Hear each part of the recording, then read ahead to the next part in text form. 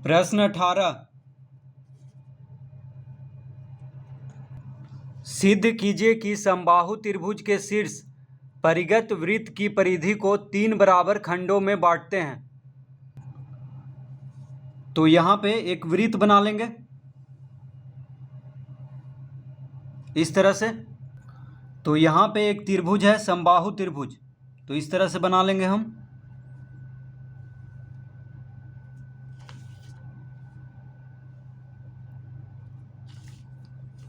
तो वृत्त के परिधि पे इस समबाहु त्रिभुज का तीनों भुजा है।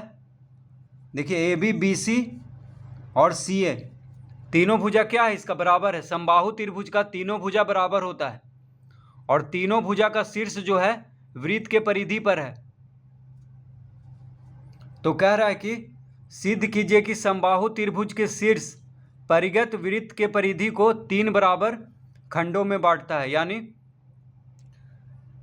ए बी बी सी और ए सी क्या हो गया, यहाँ पे जीवा है, इस वृत्त का जीवा है। तो तीनों जीवा जब बराबर है तो यहाँ पे सबसे पहले हम लिखेंगे दिया है, क्या क्या दिया हुआ है। तो ए बी बराबर बी सी बराबर सी ए। त्रिभुज ए बी सी क्या है, समबाहु त्रिभुज है।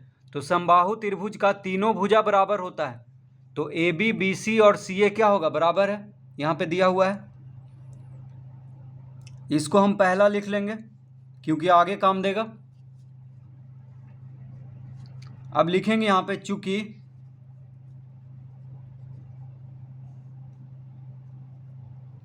समबाहु त्रिभुज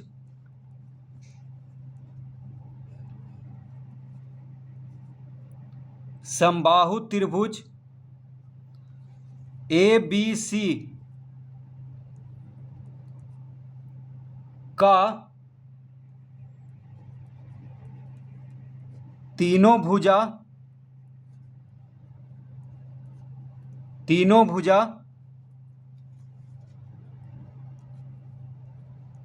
वृत्त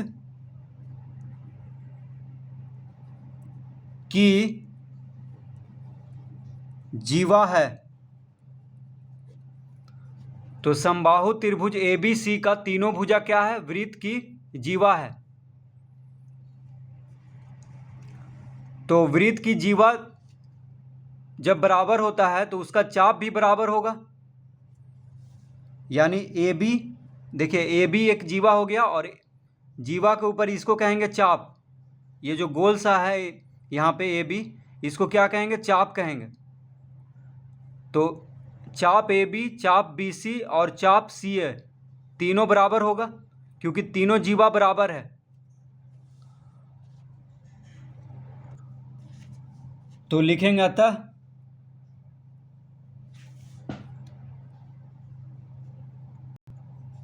चाप ए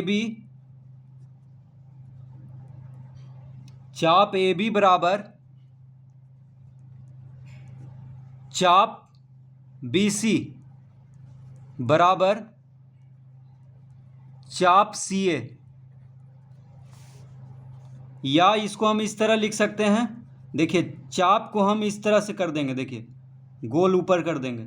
तो चाप ए बी बराबर चाप बी सी बराबर चाप सी ए।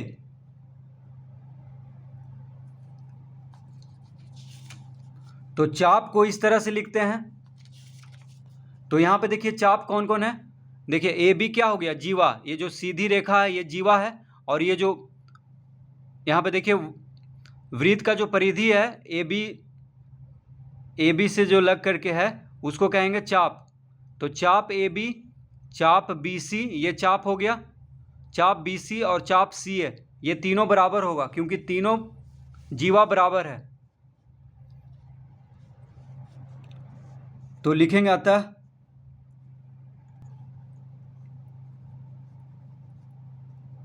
अतः समबाहु त्रिभुज समबाहु त्रिभुज के शीर्ष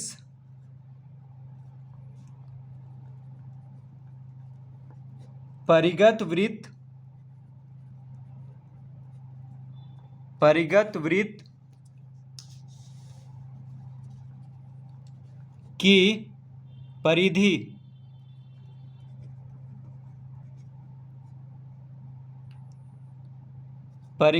की परिधि को 3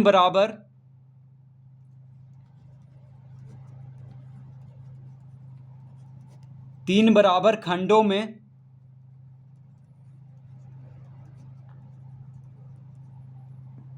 बांटता है।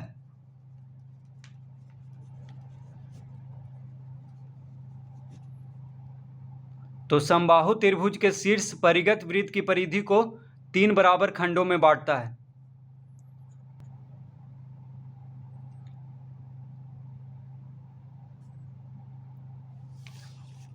तो चाप AB बराबर चाप BC बराबर चाप CA, ये कैसे हुआ? तो लिखेंगे यहाँ पे पहला से, क्योंकि तीनों देखिए AB और BC और CA बराबर है, यानी जीवा बराबर है, तो उसका चाप भी बराबर होगा। तो यहाँ पे हम पहला लिखे थे, इसीलिए यहाँ पे लिख देंगे कि तीनों चाप बराबर होगा पहला से, क्योंकि जीवा तीनों बराबर है।